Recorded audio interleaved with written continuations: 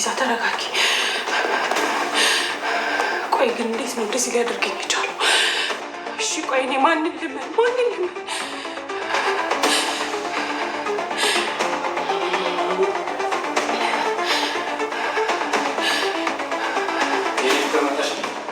የሆነ ነገር እኮ አብሴ ተረክ ፈልጌ ይችላል። ቆይ ይሄ ምንድን ነው? አልገባኝም። ቆይ የምን ዶክመንት ነው? የቤቱ ካርታ ነው። ምን ነው ደነገጥክ? ለነገሩ ስራህን ስለምታውቅ እንዴት አደነግጥ? ስለዚህ በስምሽ ያዞርኩልሽን ካርታ ሄደሽ አረጋግጠሻል ማለት ነው? አንተም መጠርጠሬ ልክ ነበር ማለት ነው እኮ። የኔም ችግር እሱ ነው፣ እኔን ያለማመንሽ እና አንቺ እኔን ሳታምኝ አንቺ እንዴት እንዳምንሽ ጠብቀሽ ነበር። አንተ ግን ምን አይነት አታላይና ውሸታም ሰው ነህ? እንዴት በሐሰተኛ ሰነድ ቤትሽን መልሼ እልሻለሁ ትለኛለህ? ምክንያቱም እኔም አንቺን አላመንኩሽም ነበር። አንቺ የሁል ጊዜ ፍላጎትሽ ቤትሽን በእጅሽ ማስገባት አልነበር? ቤትሽን በእጅሽ ካስገባሽ በኋላ እኔን ከህይወትሽ ብታስወጪኝስ? እመኔን፣ ለዚህ ስራ በጣም ብዙ ዋጋ ትከፍላለህ አንተ ከሃዲ። ድሮም ሳሚ የሚለኝን አለመስማቴ ነው ጉዳይ። እባክሽን ቤዛ ተረጋጊ።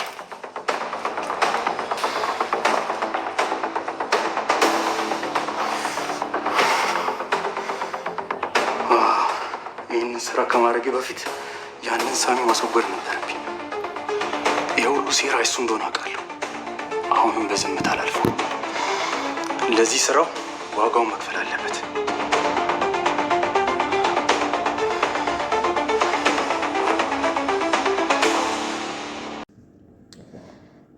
ሰላም ውድና የተከበራችሁ የቻናሌ ቤተሰቦች እንዴት ናችሁ? ደህና ናችሁ? የሁላችሁም በያላችሁበት ሰብዛለኝ። ዛሬ ይዤላችሁ የመጣሁት ቤዛ ድራማ ነው ማለት ነው። እንግዲህ በአሁኑ ሰዓት እውነት ቤዛ ድራማ ላይ ማን ነው እንደኔ ሱራፌል ግራ እያጋባው ያለው? እንግዲህ ሱራፌል መልካም ነው ስንል ደግሞ አረመኔ ሰይጣን እየሆነ ነው ያለው ማለት ነው። መጥፎ ሰው ነው ስንል ደግሞ በጣም መልካም ሰው ሆኖ ከቤዛ ጎን ሲቆም እያየነው ነው። እንግዲህ ቤዛ ድራማ ላይ በእውነት ለመናገር እኔ በአሁኑ ሰዓት ከሳሚ ሌላ የማምነው ሰው የለም ማለት ነው። ለቤዛ የሚቆረቆር በትክክለኝነት ሳሚ ብቻ ነው እንጂ ሁሉም እሷን ለጥቅም ነው የሚፈልጋት። እንግዲህ ባለፈው ክፍል ላይ እንዳያችሁት ቤቴን አዙሬልሻለሁ፣ ካሁን በኋላ ለምንድን ነው የማታምኝ? ሁሉንም ሀብት ንብረት እኮ በአንቺ ስም አድርጌዋለሁ እያላት ነበረ። አሁን ግን ሁሉም ነገር ትቶት እንግዲህ የምን ሀብት ንብረት ምን እንዳለ በፌክ እንዳስደረገባት እንግዲህ ደርሳበታለች። ውድና የተከበራችሁ የቻናል የቤተሰቦች ለዚህ ቻናል አዲስ የሆናችሁ ሰብስክራይብ እያደረጋችሁ አብራችሁን ቆዩ። ነባሮችን ሀሳብ አስተያየታችሁን እስቲ ኮመንት ላይ ያስቀምጡ። እውነት እኔ በቤዛ ድራማ አስተያየት ከሰጠሁኝ በጣም ቆይቻለሁ፣ ግን የአሁኑ በጣም ስላስገረመኝ ነው ተመልሼ የመጣሁት ማለት ነው። እንግዲህ እንዳያችሁት ከአሁን በፊት ዶክተሩን ነበር ሁላችንም ይሄ አረመኔ ስንል የከረምነው። ምክንያቱም ቤዛን ለማስገደል ያላደረገው ጥረት አልነበረም። እንግዲህ አይታችኋል። በሶስና እንዲሁም ደግሞ በሰራተኛው አማካኝነት ቤዛን ለመግደል እንግዲህ ብዙ ጥረት እንዳደረገ ታውቃላችሁ። መድኃኒት ቀምሞ እስከ መስጠት ድረስ እንዲሁም ደግሞ ብዙ ነገሮችን ሲያደርግ ተመልክተነዋል። አሁን ግን በጣም በሚገርም ሁኔታ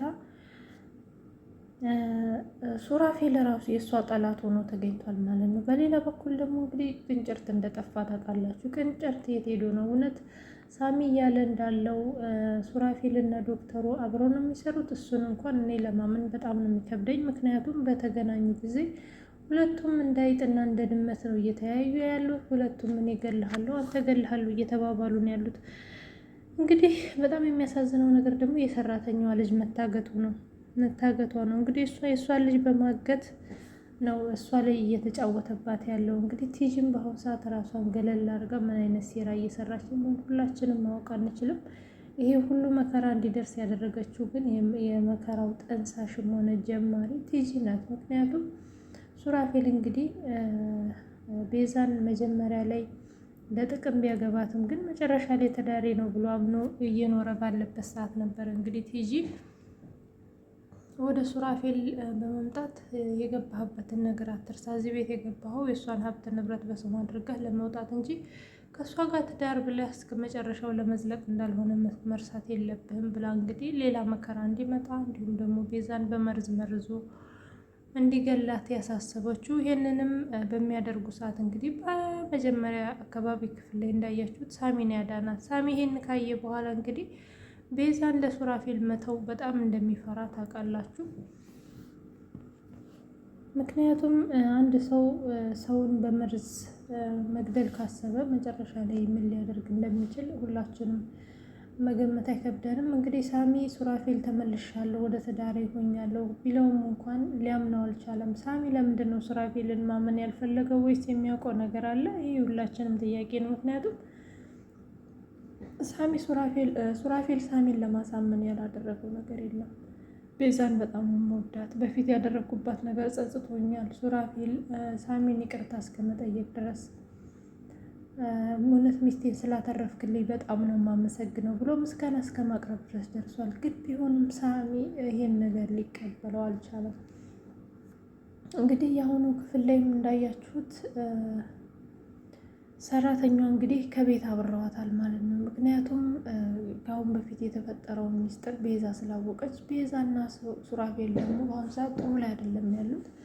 እኔ መጀመሪያ አካባቢ ላይ ሱራፌል በጣም አሳዝኖኝ ነበር። ምክንያቱም እውነትም ስሙን ወደ እሷ ያዞረው መስሎኝ ነበረ። በቃ አንድ ሰው ሊሳሳት ይችላል፣ ግን ከስህተቱ ተምሮ ይህን ያህል መስዋዕትነት እየከፈለ ከሆነ ለምንድን ነው የማይታመነው እያልኩኝ እኔ ራሱ በቤዛ ሳዝንባት ነበር የቆየሁት ማለት ነው።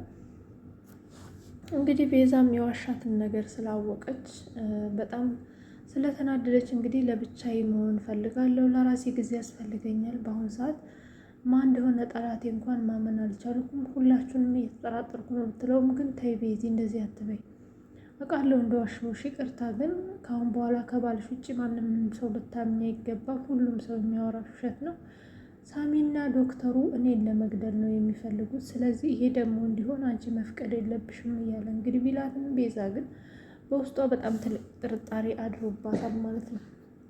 በሌላ በኩል ደግሞ ሉሲ ያው እንዳያችሁት ሳሚን በጣም ነው የምታፈቅረው። ሳሚን ከዚህ ነገር ውስጥ ውጣ እባክህ እያለች በተደጋጋሚ ጊዜ ትነግረዋለች። ምንም የሰማት ነገር የለም። በተደጋጋሚም እንግዲህ ለቅንጭርትም ሆነ ለሳሚ እህት ወደ ቤተሰቦቿ መሄድ እንደምትፈልግ እና ከዚህ ሁሉ መከራ አያቴን ሄጄ ባገለግላት ምርቃት አገኛለሁ፣ እዚህ ዝም ብዬ በስሜቴም በጉልበት መጫወት የለብኝም፣ እሱ እንደሆን ለእኔ ምንም አይነት ስሜት የለውም፣ ስለዚህ ከዚህ በኋላ መጎዳት የለብኝም ብላ እንግዲህ ወደ ክፍለ ሀገር ልትሄድ እንደሆነ ሁላችንም እናውቃለን። ግን ዛሬ ሳሚን እንግዲህ ይሄን ነገር ተው ብለህ አልተውክም፣ እንግዲህ እኔም የራሴን አማራጭ እየወሰድኩ ነው፣ ብጨቃጨቅህ ለትንሽ ጊዜ ነው የሚሆነው፣ ስለዚህ ስትለው ምንድን ነው ያሰብሽው ነገር አለ እንዴ ብሏታል ማለት ነው ሳሚ። እሷም እንግዲህ ያሰበችውን ነገር ሁሉንም ነገር ስነግረው እየቀለድሽ አይደለም አይደለ፣ እባክሽን እንደዚህ አይነት ቀልድ አትቀልጂ፣ በአሁኑ ሰዓት ቤዛን ምን ያስፈልጋታለሁኝ፣ አሁን ራሱ ቅንጭርትን ዶክተሩና ይሄ አረመኔ ሱራፌል ምን እያደረጉት እንደሆነ ወይንም ደግሞ የት እንደደበቁት ምንም ማወቅ አይቻልም። ቅንጭርት ራሱ የኛ ጠላት ነው፣ ስለዚህ ለእሱ እናስብ ወይስ እሱን እንፍራ እያለ እንግዲህ በጣም የተወዘጋገበ ስሜት እንደተሰማው ይነግራታል። ቢሆንም ግን ሉሲ ሁሉንም ነገር ስታ መሄድ እንዳለባት ስትነግረው በጣም ነበር የደነገጠው። ይቅርታም ጠይቋታል። እባክሽን ሉሲ በዚህ ሰዓት ይሄ ነገር መሆን የለበትም፣ አውቃለሁ እየተረዳሁሽ አይደለም፣ አውቃለሁ ትችሻለሁኝ፣ ግን እባክሽን ትንሽ ጊዜ ስጭኝ፣ እንደዚህ አትሆኝ ቢላትም አይ ብላ እንግዲህ ሉሲም እንዳመረረች ነግረዋለች። እሱም እንግዲህ ስለ ቅንጭርት ዶክተሩን ለመሰለል እንግዲህ ወደ ዶክተሩ እየሄደ ባለ ሰዓት ነበረ ዶክተሩ ያልተጠበቀ ነገር ከሰራተኛዋ ጋር ሲያወራ የነበረው። ሰራተኛዋ እንግዲህ መጀመሪያ ምንድን ነው ያደረገው፣ አሁን ያደረግሽውን መርዝ ያው ለቤዛ ስጭ ስለተባለች ያንን መርዝ እንግዲህ በጣም ለቤዛ ስላዘነች አልሰጠቻትም።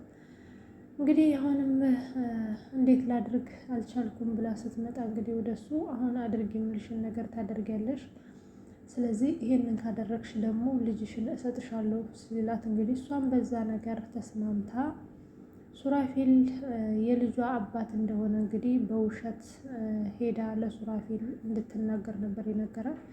እሷም እንዴት ብዬ ይሄን እናገራለሁ? እኔ ሱራፌልን ከ5 ዓመት በፊት አላውቀውም። ይሄ ደግሞ በጣም ከባድ ነው። አንተ ግን ለምንድን ነው እነኝህ ባለትዳሮች እንዲለያዩ የምትፈልገው? ለምንድን ነው እንደዚህ አይነት ሴራ ውስጥ እኔንስ ያስገባኝ? እባክህን እኔን ከዚህ አይነት ጉድ ውስጥ መውጣት እፈልጋለሁ ብትለው እሱ ግን አይ እንደዚህ አይነት ነገር ውስጥ በቀላሉ ገብቶ እንደዚሁ በቀላሉ መውጣት የለም። ስለዚህ አድርጌ ያልኩሽን ብቻ አድርጌ፣ አለበለዚያ ልጅሽን አታገኛትም፣ ሬሷን ነው የምታገኘው ሲላት እንግዲህ የእናት ነገር ስለሆነባት ግዴታ ወደ እነ ሱራፌል ቤት በመሄድ ሱራፌልን እንግዲህ አድርጌ የተባለችውን በሙሉ ነበረ የተናገረችው። ምክንያቱም ለምን ተመልሽ አንቺ አረመኔ ደግሞ ምን አይነት ሴራ ይዘሽ ነው የመጣሽው እያለ ሱራፌል ሲጮህባት እንግዲህ ቤዛ ለምንድን ነው እንደዚህ የሚጮህባት? መናገር የፈለገችውን ነገር ትናገር፣ ምንድን ነው የሚሆንሽው ስትላት እንግዲህ ያ ዶክተር ልጄን አስፈራርቶ አግቶ እያስፈራራኝ ነው ያለው፣ ስለዚህ እባካችሁን ልጄን ተባብራችሁ አስለቅቁልኝ ትለዋለች። እና ታዲያ እኛ ስለ አንቺ ልጅ ይመለከተናል ብላ ቤዛ ስትመልስላት ሱራፌል እባክህ ልጄን ልታስለቅቅልኝ ይገባል ትለዋለች። አንቺ እንዴት ከዚህ ሁሉ መሀል ሱራፌልን ልትመርጭ ቻልሽ ብላታለች። አይ ምክንያቱም ልጅቷ የሱራፌልም የኔም ስለሆነች ነው፣ ልጅቷን የወለድኳት ከሱራፌል ነው ትላለች። እንግዲህ ሱራፌልም በጣም ስለተናደደ አንገቷን አንቋት እንግዲህ ቤዛ ለምንድን ነው ታንቃት? ሁሉንም እውነት ትንገረን፣ ለምንድን ነው አንተ መደበቅ ያስፈለገ ትለዋለች። እዚህ ጋር ሱራፌል በጣም ነበር ያሳዘነኝ። ምክንያቱም በጣም በተደራጀ ሁኔታ ነበረ ዶክተሩ እያሰቃየው የነበረው። ነገር ግን የሱራፌልን ማንነት መጨረሻ ላይ ስትሰሙ በጣም የሚያናድድና አረመኔ ሰው እንደሆነ ታውቃላችሁ ማለት ነው። እንግዲህ ዶክተሩም ይሄን ነገር በቪዲዮ መልክ ነበረ እያየው መዝናናት የነበረብኝ ይላል። ያው እባክሽን ቤዛ እየተናገረች ያለችው ነገር ተረት ነው፣ እኔ ይህችን ሴትዮ የትም አላውቃትም፣ እባክሽን እመኚኝ ሲላት ቤዛም እንግዲህ በጣም ተናዳ ሱራፌልን ጥላው ሄዳለች ማለት ነው። ልጅቷም እንግዲህ ይኸው ያልከኝን ነገር አደረግኩኝ ልጄን ስጠኝ ስትለው ምን አደረግሽና ገና እኮ እሳቱን አያያሽው እንጂ ምንም የተቀጣጠለ ነገር የለም፣ ስለዚህ እስከ መጨረሻው ድረስ ጠብቂና ልጅሽን ታገኛለች ይላታል። እባክህን አንተ ሰውዬ ምንድን ነው የምትፈልገው ከኔ? በቃ አድርጌ ያልከኝን ነገር ሁሉ አደረግኩኝ፣ ከዚህ በኋላ ልጄን ስጠኝ ስትለው አሁንም አንድ ስራ መስራት ይኖርብሻል ይላታል ማለት ነው። ምንድን ነው የማደርገው ስትለው ሳሚን በመርዝ እንድትገድልልኝ ይፈልጋለሁ ይላታል። እሷ ደግሞ በጣም ነበር የደነገጠችው። ምክንያቱም ልጅቷ ሳሚ የመጀመሪያ የቀድሞ ፍቅረኛዋ ስለነበረ በጣም ስለምታፈቅረው ይሄን ነገር በፍጹም ማድረግ እንደማትችል ተነግሯለች። ይሄን ነገር ማድረግ ካልቻልሽ ብሎ እንግዲህ ወደ አጋቾች ደውሎ ልጅቷን ካለችበት ወደ ሌላ ቦታ ውሰዷት፣ ሁሉንም ነገር የምፈጽመው እኔ ነኝ፣ ልጅቷን ብቻ ውሰዷት ባለ ጊዜ እንግዲህ የእናት ነገር ሆኖባት በድጋሚ እንደዚህ አይነት ስህተት ለመስራት እንግዲህ እየተዋዋለች ባለችበት ሰዓት ነበረ ሳሚ ይሄን ነገርማ ሪከርድ ማድረግ አለብኝ፣ በቪዲዮ መያዝ አለብኝ፣ አሁን ደግሞ ቤዛን ለመግደል ነው እያሴሩ ያሉት፣ በድጋሚ ከዚህ ዶክተር ጋር ትገናኛለች ማለት ነው ወይ በማለት እንግዲህ ሳሚ ሪከርድ እያደረጋቸው ነበረ። ነገር ግን ሳሚ ያሰበውና እየተባለ የነበረው ነገር ሌላ ነበረ። እሱ ምንድን ነው እያለች የነበረችው እንግዲህ ዶክተሩ እያለ የነበረው ሳሚን በመርዝ መግደል እንዳለባት ነው። ሳሚም እንግዲህ በሰማው በጣም ነበር የደነገጠው። አንተ አረመኔ ደግሞ ምን እያሴርክ ነው? ቤዛን ስለመግደል ነው ወይ የምታስበው ሲለው ቤዛን አልነበረም አሁን እንኳን አንተን ነበረ እንድትገልህ የነገርኳት፣ ስለዚህ አንተን እንድትገልህ ነው ይለዋል። አይ ብሎ እንግዲህ ሳሚን በጣም ስለተናደደ እንግዲህ ለመደባደብ ሲጋበዝ ዶክተሩ ሽጉጥ አውጥቶ ይደቅንበታል ማለት ነው። ልጅቷን በጣም በመደንገጥ እባካችሁን እያለ እየጮኸች ባለችበት ሰዓት እንግዲህ መርዙን አንጪ መልሽና ለእኔ ውስጭኝ እያለ ዶክተሩ እንግዲህ መርዙን ወደ እሷ ለመቀበል ፊቱን በሚያዞርበት ሰዓት ነበረ ሳሚ እንደምንም ብሎ ሽጉጥ ያለበትን እጁን የያዘው። እንግዲህ ሽጉጡን ለማላቀቅ በሚናጠቁበት ሰዓት ነበረ ሰራተኛዋ የተመታችው። እንግዲህ በጣም ነበር ያን የደነገጠው ሳሚ። ዶክተሩ ግን መኪናውን አስነስቶ ነበረ የሄደው። ሳሚ ግን በጣም ተናዶ እየጮህበት እገልሃለሁ እያለው ነበረ። ያው ሳሚም እንደዛ ካደረገ በኋላ ልጅቷን እንግዲህ እንደምንም ብሎ ደሟ እንዲቆም አስሮላት ወደ ቤቱ ነው ይዟት የመጣው። ምክንያቱም ዶክተሩ ወዲያውኑ ደውሎ ሐኪም ቤት ሄደሽ የተፈጠረውን ነገር ካሳወቅሽ ሁሉንም ነገር እንዳልተፈጠረ ነው የምታገኘው፣ ልጅሽን እገላታለሁ ብሎ ስላስፈራራት ቁጭ ብላ እንግዲህ ደሟን እያፈሰሰች ነው ያለችው። እንግዲህ ወደ ቤት በመጡ ጊዜ